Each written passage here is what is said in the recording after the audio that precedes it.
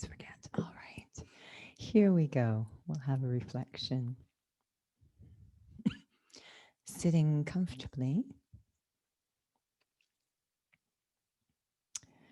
And it's interesting to experiment with looking inwards while the physical eyes are open. It's not that we're not capable of doing it or we don't do it all the time, but we're so used to our inner thoughts being shaped by what we see outside. And so to have our thoughts be a result of inner reflection rather than outer stimuli is a challenge, but not impossible. It's actually a case of looking through the eyes from a different perspective, to see the visible, but also experience the invisible. I experiment on myself. My physical eyes can see the physical body, the outline, the form, and all the features. But my inner eye, the eye that can feel and experience the invisible, it's aware of my inner world too. I, the thinker, the observer,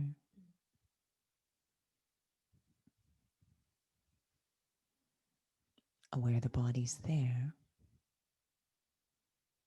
but also attention to the self, me, inside the body, expressing through the body, aware of both. A much deeper and full experience of myself. The outside and the inside.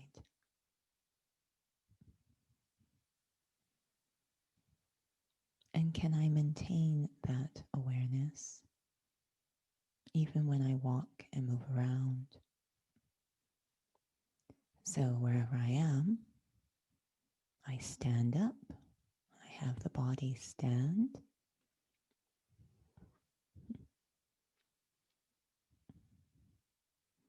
and I start to walk around.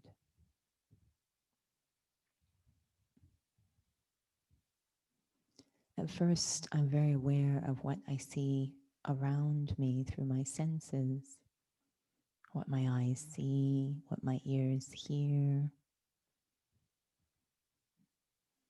very much outwards, which has become my habit. But then I draw my attention a little closer to home, aware of just the body, everything else fading away, just the body, its form, then going deeper, just the breath of the body, the lungs working.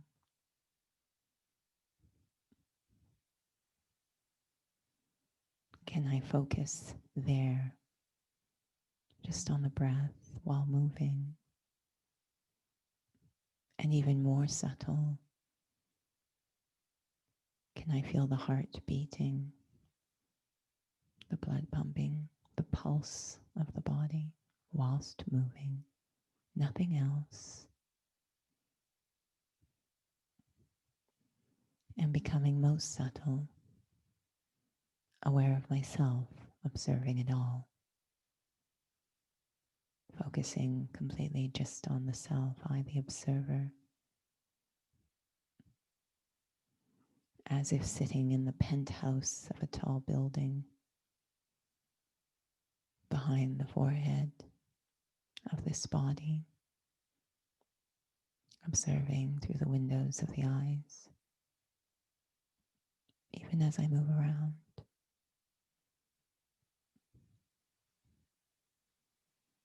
And in that state, I return the body to the chair in which it was sitting.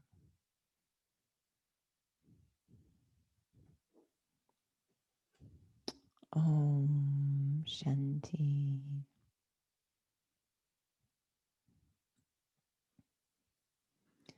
So I know that Nora was doing the walking experiment and Raj was doing that while seating, which is fine as well.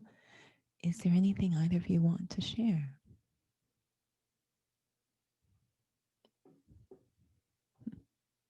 Do you need this? Okay.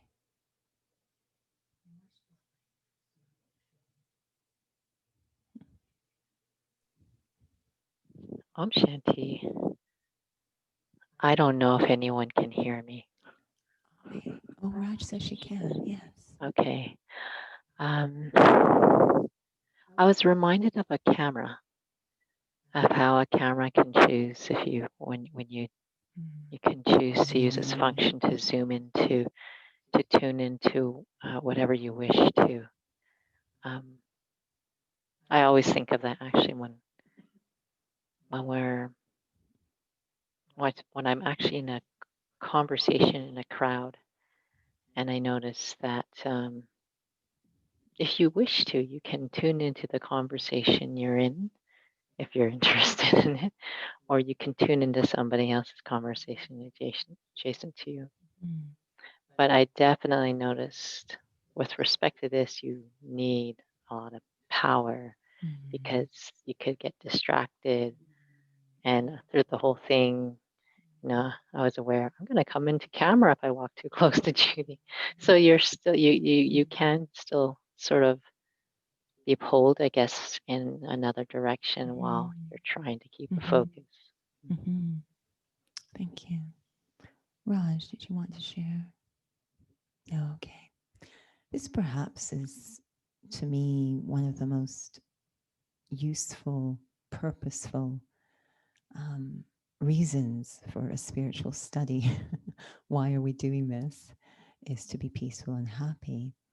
And our concept of peace and happy, especially peace, has so much been about separating ourselves from people and from situations. I just want to go into a cave.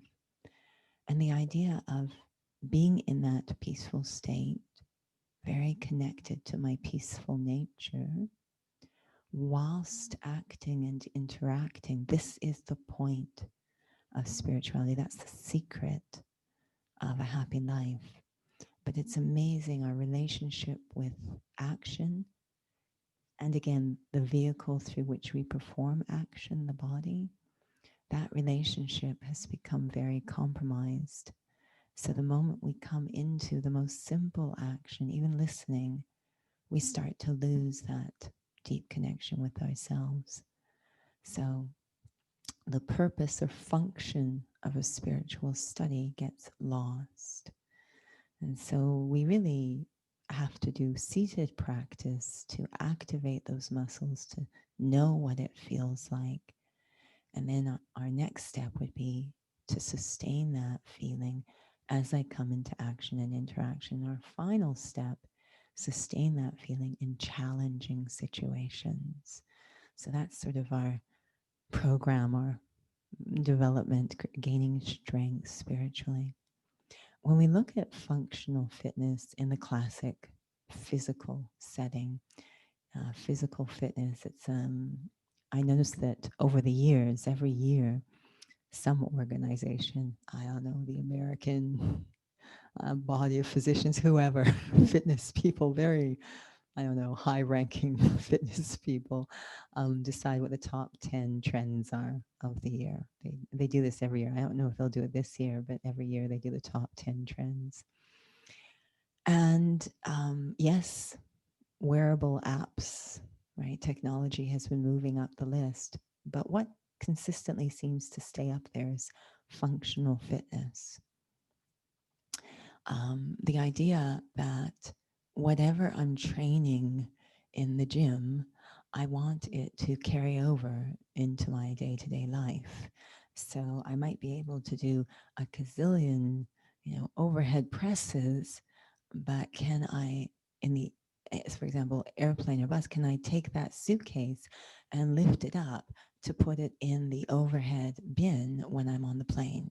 Has it translated into an active life? That's the question. And am I able to maintain healthy mechanics, which I should be practicing in the gym? Am I able to maintain that? So we see people who do lots of supposed core work, but then they suffer from a lot of postural issues, whether it's lower back pain, etc. So somehow the translation, the integration, the functionality is lost. So spirituality is exactly the same way. I'm trying to train some spiritual capacities for the purpose that they will integrate into my day-to-day life. We call it karma yogi. So what happens in the fitness setting, taking the easier one first? What happens in the fitness setting? So we've talked about this so many times that obviously the desire to impress can take over. And so I'm doing a lot of exercises that create a superficial sign of being strong or healthy, but may not be creating that deep, deep strength, which is so important to functional fitness. There's the understanding when you say functional fitness, to a fitness instructor, they will immediately think core strength. It's as if the two have become inseparable because this body has a skeleton, right? And that's what moves around. It's quite amazing. And there's muscles that's helping it to do that. So what we're trying to do is we're using the body the body has a very sound architectural form. I'm trying to really maximize that architectural form using the muscles to support it so that I can use the body to its greatest capacity. And so we're developing core strength, which is what protects the spine, shoulder joint, hip joints. We want, because that's the powerhouse in movement. We want to develop muscles, that the muscle strength, to use the muscle strength to support the optimal skeletal alignment. That's what we're trying to do with core strength. And then we can keep our balance on slippery surfaces. We can sit comfortably, knowing how to move around. So a lot of things become much more enhanced if my training in the gym is on core strength and it's able to translate. And I heard the word power used in Nora's sharing. And I know for me, the athletes I see that really appear to have that functional fitness, they're a little deceptive because very often they may not look like these super strong, kind of, but once you see them in action, it's like, wow, are they ever strong? And there's a whole movement now focusing on functional fitness, which looks at physical literacy, core strength, proper mechanics, um, about basic movements like pushing, pulling, jumping, throwing, walking, crawling, basic aspects of our day to day life, and learning how to do them properly, which is fascinating because the idea is that when we're very, very young, we really have it unless there is some trauma that's happened. We've really got those we can crawl, we can pull, we can all sorts of things, basic movements we can do. And then we must somehow unlearn something as we go along and get stuck. So ego takes over, fear takes over, and we're not really using the body at its optimum. So we have to train, relearn what it once knew.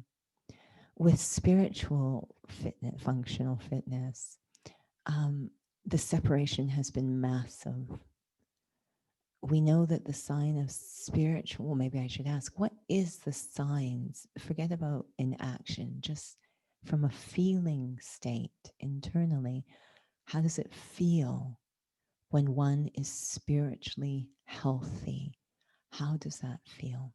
What's that feel like spiritually healthy? A real good spiritual state of well being. What does that feel like?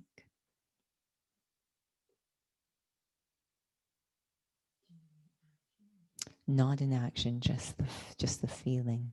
Forget about action for the moment. Go ahead, Raj. I would say stability. So Stability. you're just staying stable no matter what it is. You don't, Very good. Stability. yeah, Yeah. So not influenced, effective, able to maintain yeah. that stability like a Just stay lighthouse. grounded. Yeah. Yeah. Grounded, stable. Great. Yeah. Very powerful. Uh, Easy and light. Easy. Easy and light. Light. Lightness. I won't add my next thing because it was a con. It was that's why I asked it. Are we talking about seated Mm. or walking movement? Mm. Because I would only know if I was walking and moving around in situations with the easy and lightness was Easiness still and intact. lightness. Great. So it's nice. We've got a nice balance going on there. We've got the power piece, the stability, the groundedness, and we've also got the easiness, the lightness. Able to adjust and accommodate, and peaceful probably goes in there. So both of them are actually, and that's very similar to functional fitness and physical, is that they'll have that balance of being crazy strong, that stability, that core stability, super, super strong, but also very flexible, big range of motion, big ROM. So they'll have both. And that means that they are physically able to respond in a healthy way according to the full capacity of the body. It's not jarring to the body. We were just talking yesterday about car accidents. I know that sounds strange, but being in car accidents, because apparently in our early years there were a few. So, but I was so young, I don't actually remember. But I remember hearing, and I wonder if this, because this was a time, because we're so ancient, when seatbelts were not worn. So apparently there was a family trip where we got, so all five of us are in the car and get into a car accident. And I guess was in a basket. I didn't know that. I wasn't one, I guess, or just 1 years old. But I remember hearing that if you are very relaxed, so often what happens in a car accident is you can see the accident coming. And so people brace themselves. And this is actually setting themselves up to be injured more because they're locking everything. They're really, oh. Whereas, with us, we didn't see anything coming. We were probably napping back there. And so we kind of rolled around because there was no seatbelts. But I don't think any of us really suffered any injury because we were so relaxed. I don't know. Maybe I repressed it all. But this idea, I always find that fascinating when they say, yeah, if you're more relaxed as you go into an accident, that you actually are in a better state rather than rigid and locked, right? It's very jarring. Yeah, I know. It's unless they go flying through the windshield. So, but that always kind of fascinated me in terms of what you see with these athletes who have great functional fitness. So they're doing some of this, parkour, MoveNet, all these things. Is that they have incredible range of motion, lots of flexibility, but also a lot of core strength, a lot of strength. This is the ideal blend for physical functional fitness. And the same goes for spiritual. What does it feel like? Feeling very light, very easy, very able, as they say, able to mold, adjust. There's spiritual range of motion. I don't get snagged or sensitive or jarred by anything, but also grounded, strong, stable. So, can you imagine both of these? Some compare it to the bamboo, right? So, really strong, grounded, rooted, but also able to adjust, right? So not kind of jarred by anything.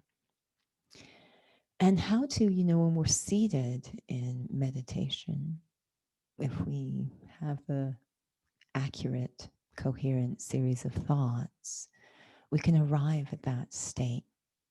And, we talk about, I am a soul, I am eternal. It was quite powerful early this day because we were with a group of souls and they were hearing the basics of Raj Yoga, just soul consciousness for the first time.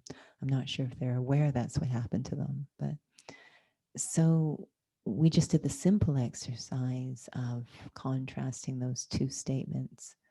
I'm a body and I have a soul. And the second statement, I am a soul and I have a body. And that's the first time they've really heard that. They just contrasted it. And I was really fascinated by the experiences they shared. Really fascinated. One shared, because they did the walking exercise you just did as well, that they felt that they were an observer, and it's almost as if this body wasn't really theirs. They knew they could act through it, but they felt very free from it. And they weren't talking about out of body. They knew that they had a relationship with it, but they also felt very distinct, separate from it. It was quite interesting. Another person shared they felt eternal or timeless. They knew, and again, all they received was those two statements. They knew that in the second statement, in the first statement, it was like, well, the body's going to finish. And I don't know what's going to happen to the soul. I have. But in the second statement, they said, well, the body will finish, and then I will carry on and probably just take another body. It was so fascinating how easy they were, and being unlimited. And it was very interesting, their sharing, but you could feel from their sharing that they went into a very easy place. I mean, it's kind of frightening to many to start to feel that separateness, and many will resist it because they feel that they're losing themselves. They don't realize they're gaining an easiness, a peace, a freedom. They don't get a chance to experience that because they're so hanging on to the body that they don't get to experience those benefits. And when I hang on to the body, it's like being rigid and braced, is that I become very sensitive and very, really weak, quite frankly, very affected by things. But if I'm able to change my relationship with the body, establish myself, I am the soul who's operating through this body, I am eternal, and the body, I know it will eventually go. I will carry on, the body will go. That is probably the deepest experience of letting go one can have, is of the body and the identity, obviously, to the body. And on the other side of that is remarkable peace and freedom and remarkable strength. So much strength, so much stability, because now I am anchored in something that is eternal, rather than being anchored in something that is temporary. When I'm anchored in something temporary, it's a bit like being I don't know why this image comes to my mind. You probably have a better one, but it's always Spider-Man who comes into my mind.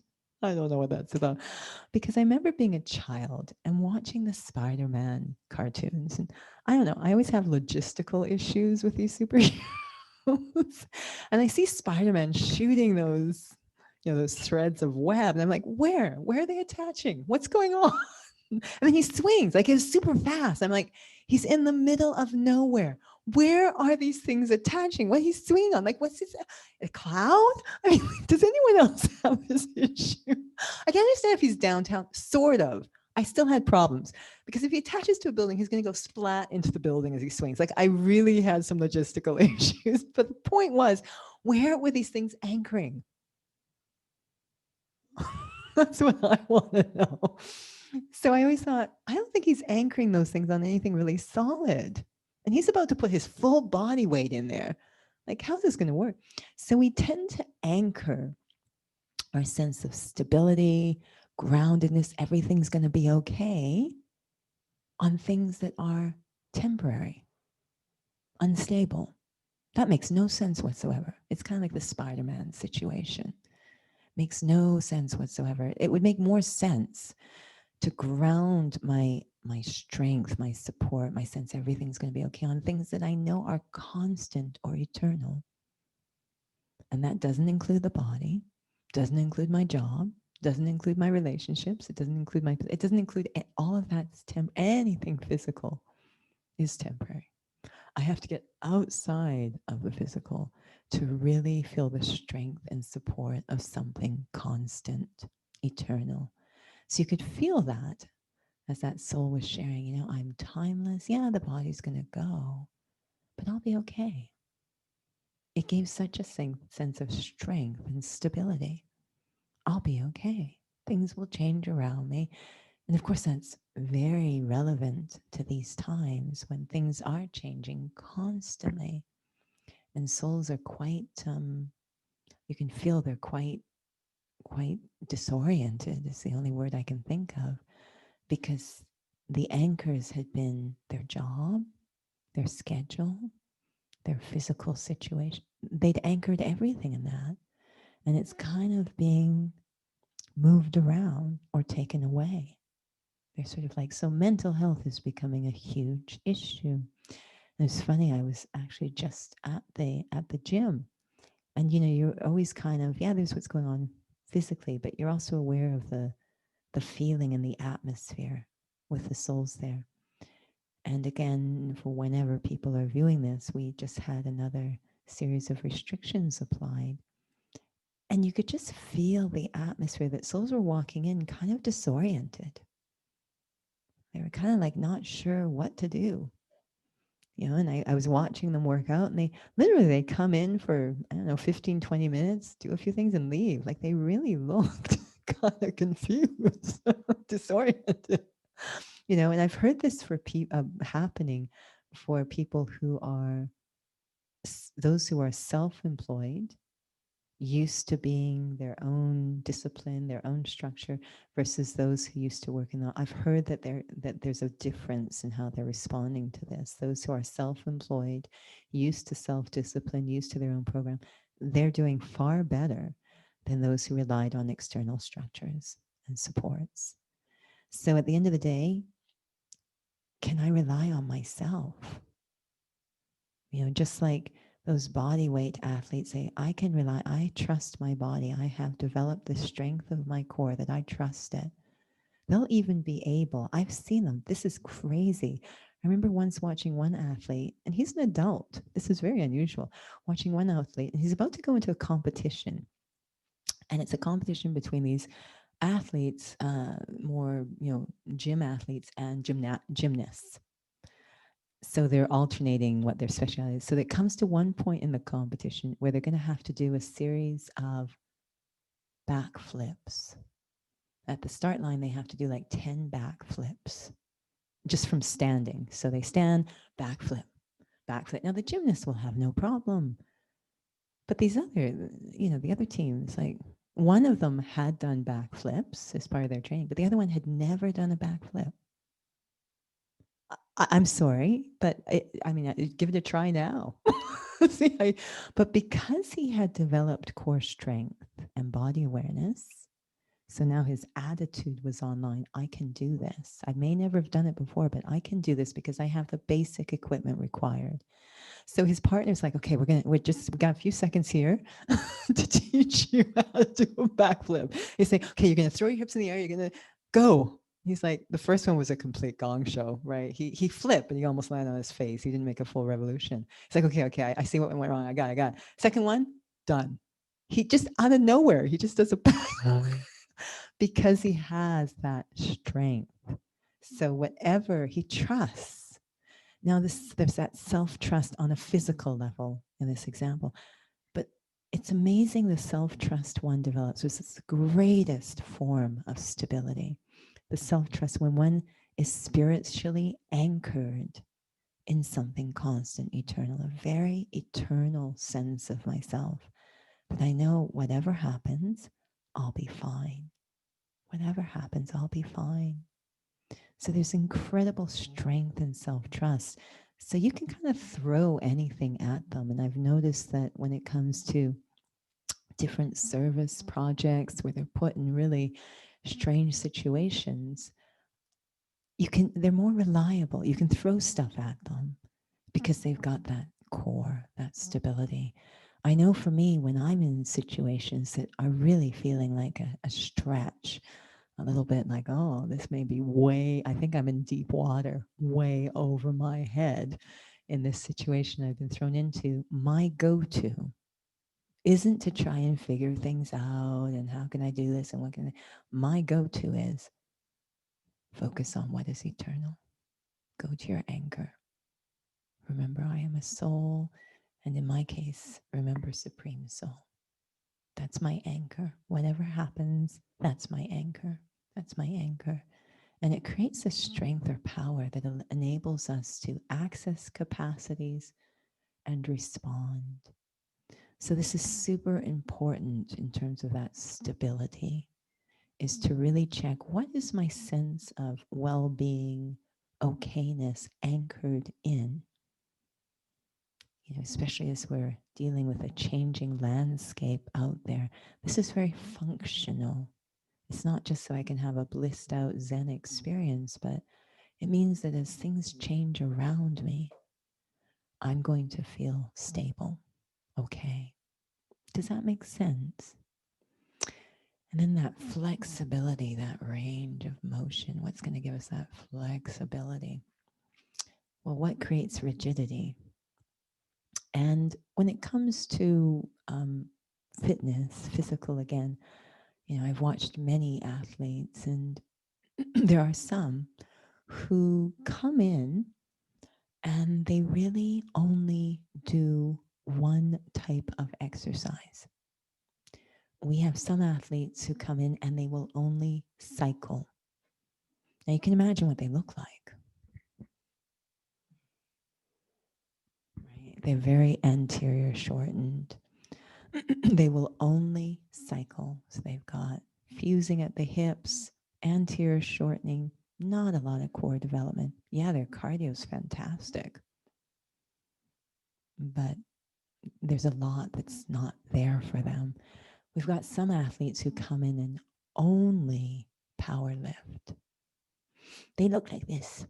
I can't show you because I don't have those big upper traps, but basically they have no neck. They're only powerlifting. I mean, they've got muscles for their muscles. They are, but I would hate for them to have to do the splits or something. I think they might break. So they're quite brittle, actually. They're strong, but there's not that sort of beautiful sort of mobility. So, and then of course on the other side, we have some who only do yoga. They have no cardio and they have no strength. I shouldn't name names, but I know of one. And whenever we have to dance together, they almost die. So they have no cardio. So it's, you know, it's sort of like there's not this sort of all-round approach. In spiritual study, yes, we want to be very anchored, a very strong anchor foundation. And on the basis of that, then we want to apply it very full extent. Now, the thing that doesn't, what I've noticed, the reasons that souls go to one thing and only do one thing, what do you think the reason is? Why would someone just do yoga? Why would someone just do cycling? Why would someone just do powerlifting? What do you think is going on there? There is, nor is that they're comfortable with it. They're good at it. I would venture that that's true. They're not so much, because the body is not comfortable. The body is definitely not comfortable, but their ego is, because they're good at it. So we notice the way the studios are set up where I am, there's the main studio and the cycling studio is kind of just off to the side. And if you sit on the right bike, you can actually see while you're cycling, you can see what's going on in the main studio. If you're sitting on certain bikes, you can actually see. So while there's a cycling class going on, there'll be a dance class happening in the fitness studio.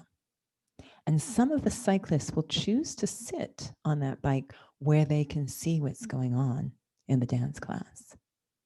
Now, they're never going to come. They've made it clear they're not coming into that dance class. But there's a part of them that would like to. They love watching it. Like they'll come in and say, wow, you guys are really getting good. You know, like, weren't you taking a cycling class? Like, how'd you have time to watch us? You know, so we get a lot of people watching in a longing kind of way, but never actually coming in. Their ego won't allow them to. They fear that they'll look stupid. But the little kid in them is like, I love the music. I want to go in there. But, you know, it's just, you know, I remember training with one client and I love training with her. I'm actually worried she's going to hurt herself one day because I'll say, okay, now we're going to do cartwheels. And she's like, okay. It's like, it'll be a complete gong show. Like she'll fall off and she's like, it doesn't matter to her. She really doesn't care. And because she's very light with it, she doesn't get injured actually. But it's like we both look completely ridiculous. But we don't want fear or ego to shut us down, right? To rob us of full spectrum well-being. So we see in the physical fitness that these things shut us from getting really a healthy, balanced approach that will help us to respond to things much better.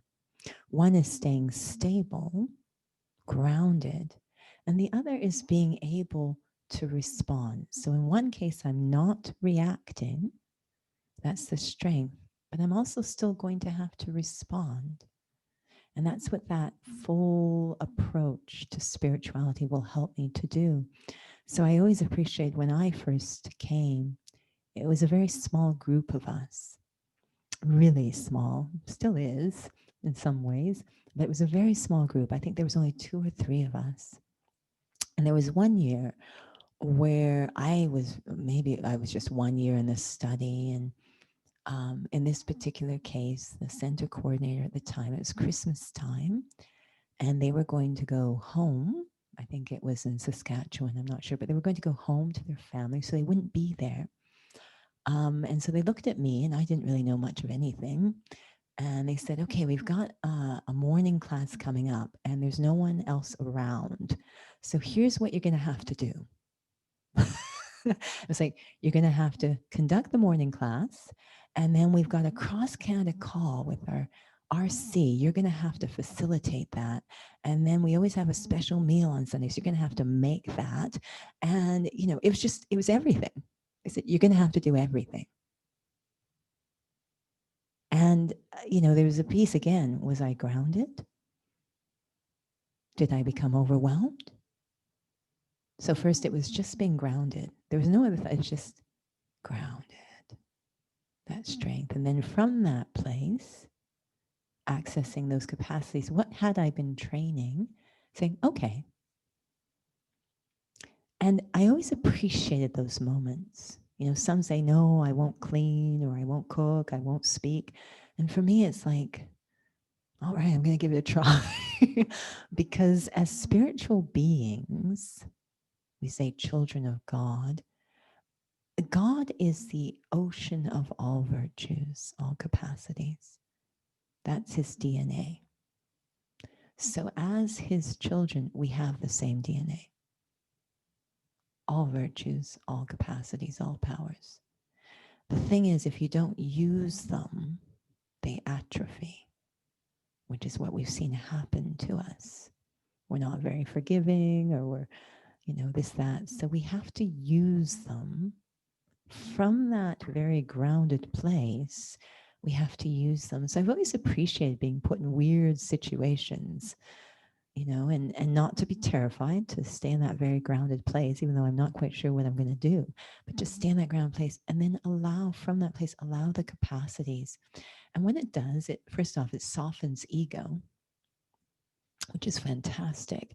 It overcomes fear, which is based on attachment, which is fantastic. And that means I'm going to be able to respond. So the things that are stopping us from being able to respond in a really powerful way are these things that we call vices. Ego, fear, desire.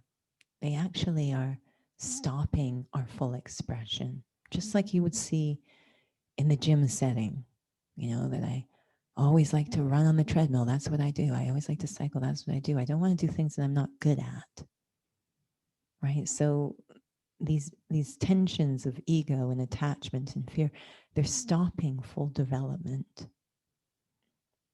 And in this study, we have so many different disciplines and they actually, I remember, coming in and saying, okay, so you should, and I'd always be very gentle in my approach to the various disciplines. I didn't ever feel one needed to dive into the deep end. I knew that I would eventually get there.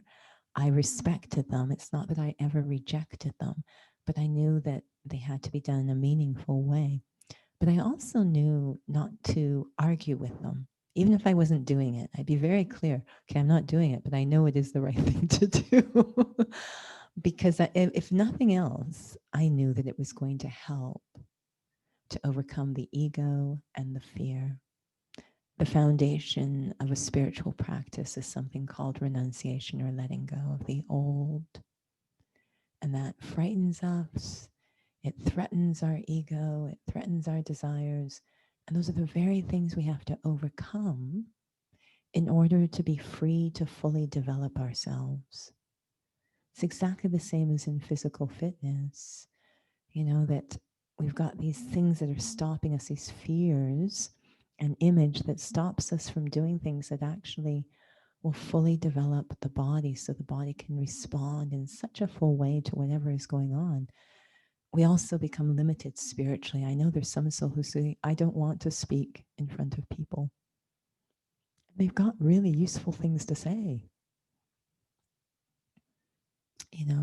And that's okay, I understand. But is it a possibility that what's driving that? For some, it's just this, it's fine. They understand their part, it's great. But if it's ego or fear that's stopping me from doing something, I kind of need to look at that, because that means that it's stopping me from developing a capacity within the self. We say it takes a lot of courage to love God, because what that means is that I am taking on what it means to be a child of God, claiming something quite big. And ego and attachments and desires, they don't really like it. So we kind of stay in a safe zone, what we call a comfort zone. But again, I would suggest it's not comfortable at all. When I see those cyclists who are really shortened, the body is not comfortable. The body is having pain. Or if I see the weightlifters that have lost range of motion, the body is not comfortable. It's screaming, but it's amazing what ego can override and say, keep doing what you're good at. There's one, I think I've shared this story before, I'll end here, but there was one participant, lovely, lovely soul. And she was expecting, and she loved to cycle. So she had the classic, is it kyphosis, the curvature of the spine? Kyphosis, curvature of the upper back. So basically the curves are in the wrong places. Yeah. She's very young. I see this quite often for young people, partly from the devices, but also if you do certain repetitive exercises in a shortened position. So she has this going on, shortening of the spine, and works out very hard doing the same thing. So there was a point where she woke up one night, like later in her in pregnancy, with incredible pain in her back. like incredible pain.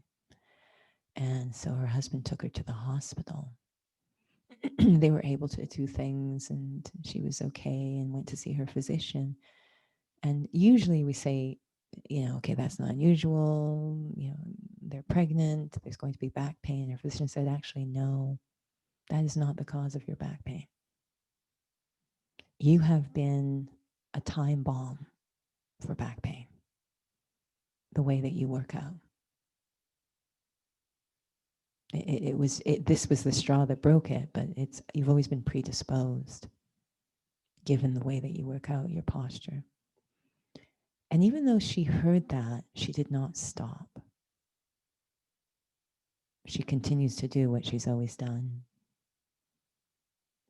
This is how powerful the body is saying, I'm not comfortable. Just as we as souls are saying, I'm not comfortable. And yet we say, I want to stay in my comfort zone, but it's not comfortable. And yet ego deceives us into thinking it's comfortable. Whereas full development of ourselves spiritually, that's comfortable. And that's going to require letting go of what we're familiar with, what we're maybe addicted to, having to let it go. And I've always felt myself that it doesn't require a huge leap. I don't have to dive into the deep end. But if I can just give a little crack, a little opening, in my heart and say, okay, I know it's terrifying. It feels terrifying because attachments are so strong. I know it feels terrifying, but I'm open. I'm open. And it almost feels like, I don't know, I know this sounds kind of fruity, but the universe responds and provides an opportunity and says, okay, if you're open, here's something. And the timing may not be right. You might say, okay, I can't do it right now, but you have to keep saying, no, I'm open, I'm open. And then another time it offers something, say, okay, I'm going to try it. I'm going to say yes, even though it's terrifying, right? But the capacities are there. We're children of God. We have incredible capacities. But fear, attachment, desires, ego make us feel very small and rigid and make us convinced that that's comfortable. So it's really, being able to respond to life in such a beautiful, beautiful, accommodating way, such a peaceful and dignified way requires that I not be really repressed, if you will, by ego and attachment and desire and insecurity. So how to train ourselves spiritually so that we can start to move out of that uncomfort zone that really isn't comfortable at all. I'll just end by saying that it's always nice to develop little training programs or practices for the functional side that take into account the stability and the range of motion, the capacities that we have. And one that I was experimenting with today is from that spiritual experience we have when we're seated, where we feel stable, grounded, light, maybe even royal, that dignity. How would that affect how I use the senses, how I operate through the senses? So going outside of my usual range of operating into a different range, how would I speak? How would I see? How would I listen? And just paying attention, sometimes it's nice just to pay attention to one thing so that I can practice, so that application, that functional. So if I am this peaceful, royal, eternal being, this child of God, how do I speak? So the application of that, so that's going to help to improve my range of motion by using it. Yes, I say stable, I'm not reactive, but what do I express? And how do I see? How do I listen? What do I listen to? So this is starting to develop that functional application. I'm going to end there and check in if either of you have any questions. or any thoughts you want to share.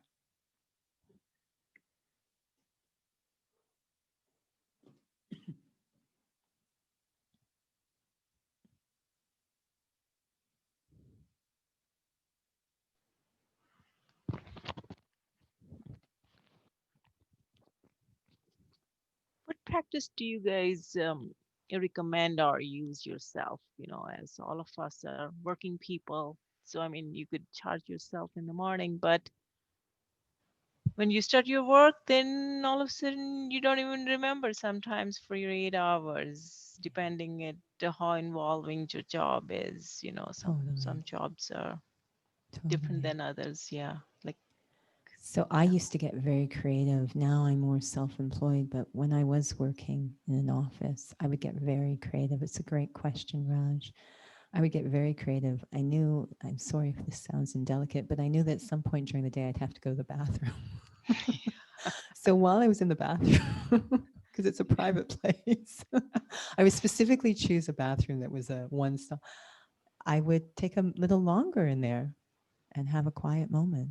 I'd have to get very creative. Yes, I worked in a very open office, so people were walking in and out all the time. They could see me all the time. So sometimes I would look like I'm staring at this screen, but I actually was just taking a second. So I got creative. And I think it's a great question because it's a setup for that idea of have a plan before you go into the day.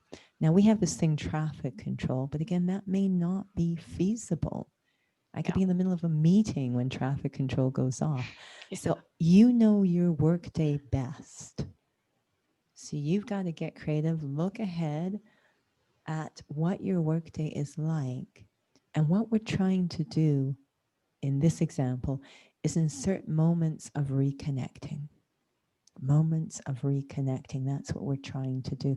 I remember there was once, and the idea is to peg it to certain moments in our day. That's what we're trying to do. So I remember there was one time when I had to go teach a fitness class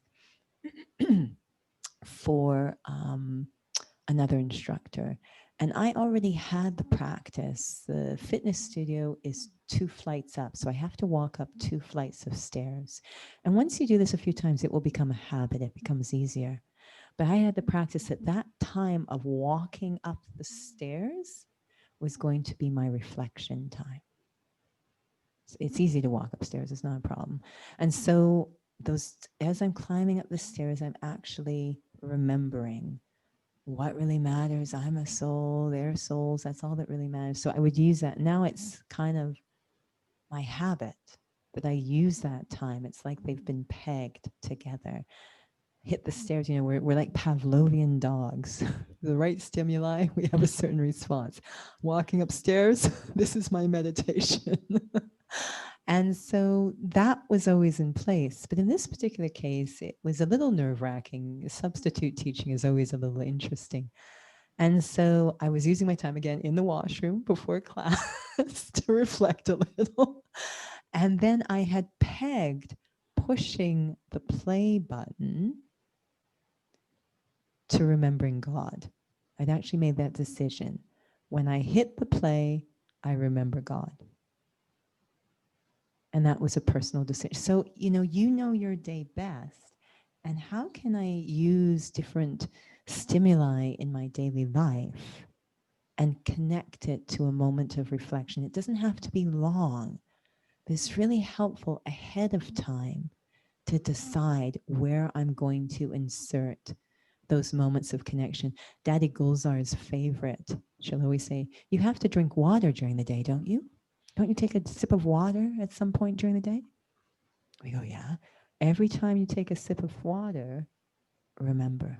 And it's very nice because water, of course, is sustaining and refreshing. And that's really the feeling when I remember myself and God. It's very sustaining and refreshing. So at first, it's going to take a while to get used to it. But once you do, it becomes a habit. And it's a very personal thing. You decide, knowing your day, your work day, what you're going to connect your moments of reflection to, peg them to. Does that make sense, Raj? Uh-huh. And it's really important at the end of the day when you're back at home. I know we're tired and we to carve out even a few minutes of just letting go. Let the day go. You did the best you could. Let it go. That's really important to be light at the end of the day. But it's a very good question, actually. Yeah. Did you want to add, Nora? Oh, okay.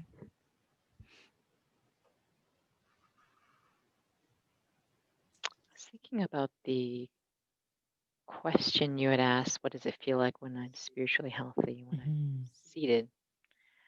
Um, how does one know if that stability or that lightness or that ease is actually the Mm-hmm. real deal? Mm-hmm. Because we always hear that famous "I'm fine when I'm seated" the Yeah, moment I get yeah. up. Yeah, no, it's a good question. Yeah, so hopefully you heard that, Raj, Nora's question. And yeah, it's, yes, please do. Just to add, and thinking about it transferable to physical activity, because when you're in physiotherapy, you're asked to do things that don't necessarily seem actually very functional. Yeah, So, in the same kind of thing, how would you know what you're doing is actually going to really it's relevant and will translate. Yeah, at that level of feeling yeah. versus waiting till you're in the situation, you know that it really didn't transfer over. There's kind of two parts to your question. So the first one is yes, when we're seated, it's easy to be peaceful in a peaceful place. And often we have other facilities going on. We have nice music, we have nice lighting, and oh, I feel totally blissed out here. I don't even need to meditate. I feel good just in this space. How do I know it's really the real deal coming through? So that's one question, which is why open eyed meditation is so wonderful. Is that yes, I will check as I'm in the grocery store shopping. Am I able? You have to, I don't think you have to wait that long. You know, I think you can know when you're seated in the sense that, we heard this the other day, in the sense it's a challenging question because every individual is different. And I can never really know, even when you share in words, I still can't know what you're doing or what you're experiencing. So there's that limitation. I won't actually know until you act.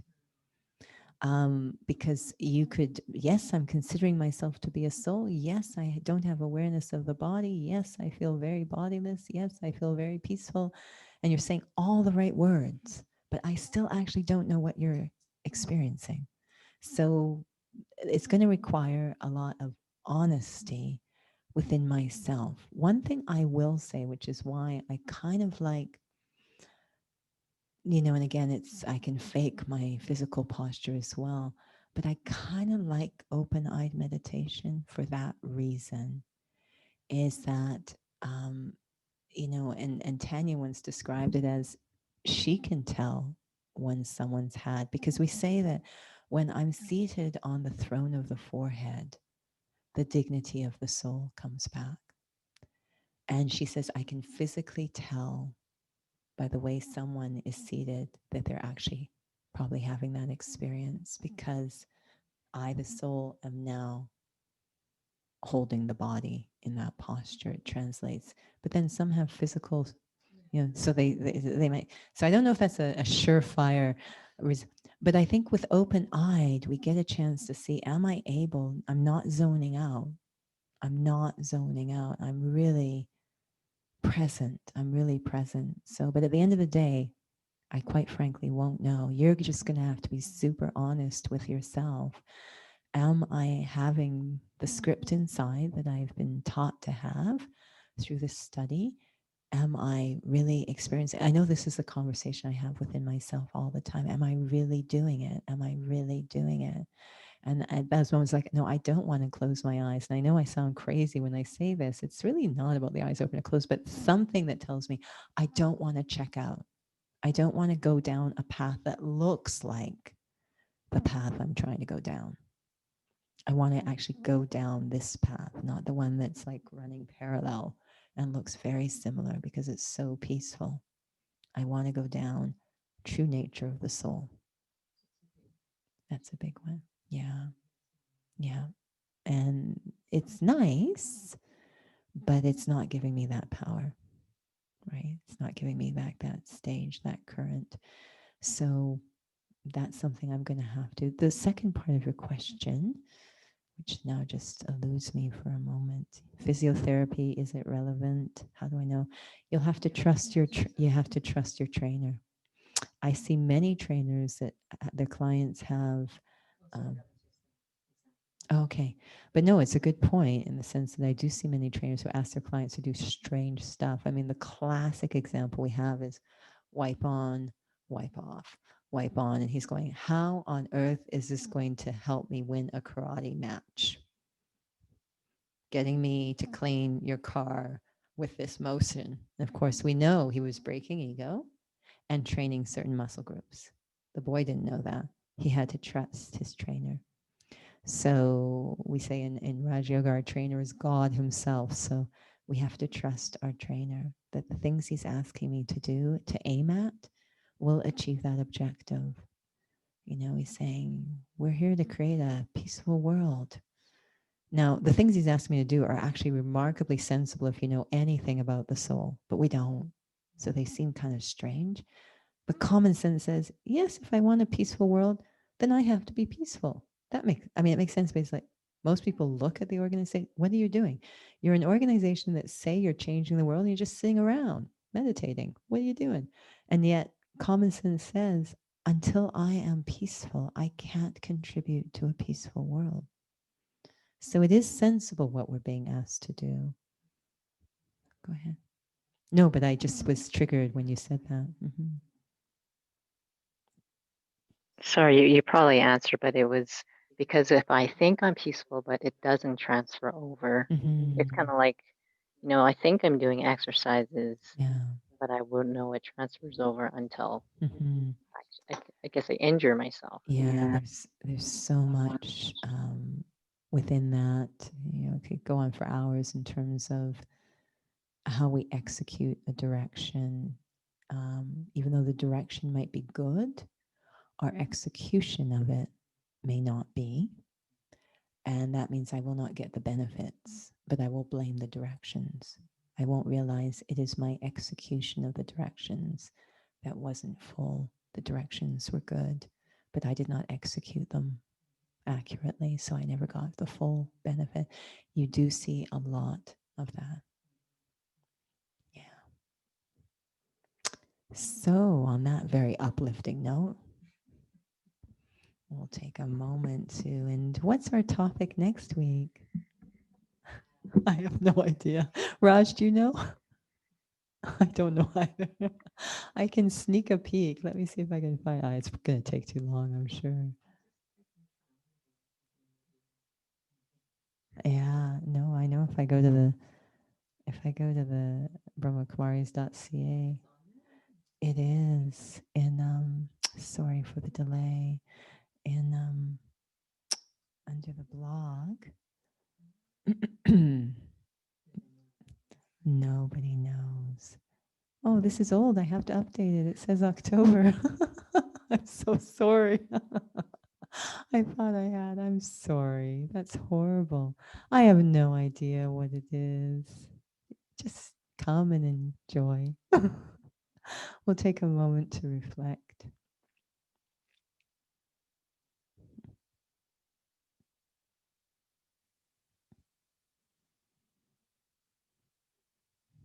The essence of spirituality is to experience myself to be a spirit, a soul.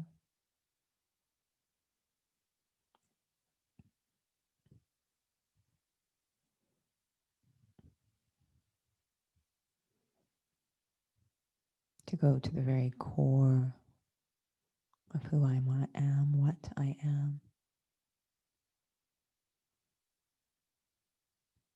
As I observe the body, realizing by virtue of being able to observe it, I am separate from it.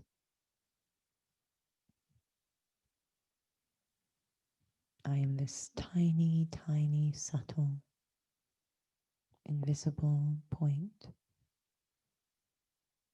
of living spiritual energy, point of light, very tiny, very subtle, able to think and feel, remember, decide, experience and express.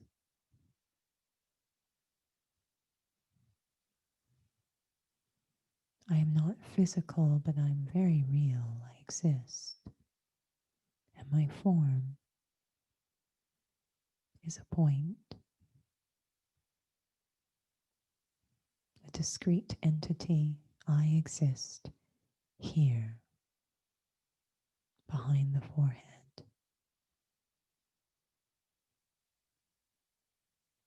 And as long as I'm in this body will function, be living. The heart will beat, the lungs will breathe.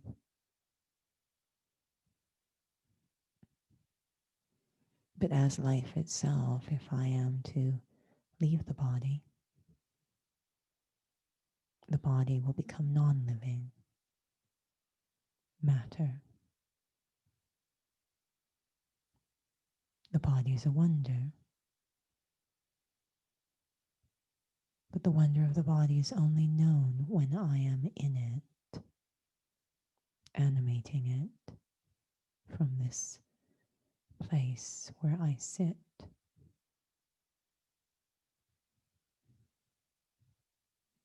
This is the core of spirituality. And then there's the expression, all the virtues and powers within me. The virtue of peace and the power of purity.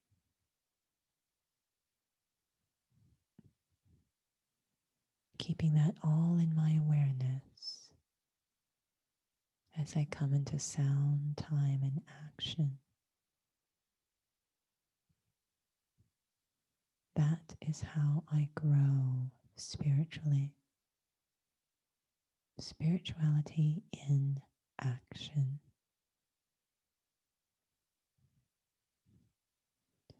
Om Shanti.